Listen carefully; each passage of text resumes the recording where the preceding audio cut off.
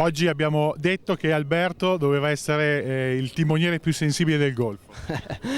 Sicuramente è stata un'edizione leggera e stressante, perché penso che un'edizione così leggera non ho mai visto. Alla Barcolana c'è stato veramente poco vento, per cui fin dall'inizio è stata molto dura. Già cercare lo spazio giusto in partenza, ci muovevamo a un nodo di velocità, non è stato facile, specialmente in mezzo a tutte le barche con questo mostro tra le mani.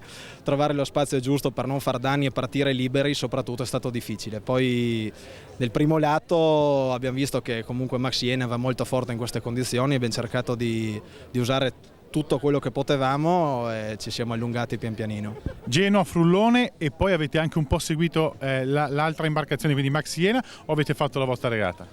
No, abbiamo cercato di fare la nostra regata, perché bisogna sì controllare, però qui basta saltare un paio di raffiche o prenderle al contrario, si perde subito tanto tempo e si rischia di essere ripresi in un attimo, per cui abbiamo cercato di usare tutto quello che avevamo a disposizione e penso che lo abbiamo fatto bene.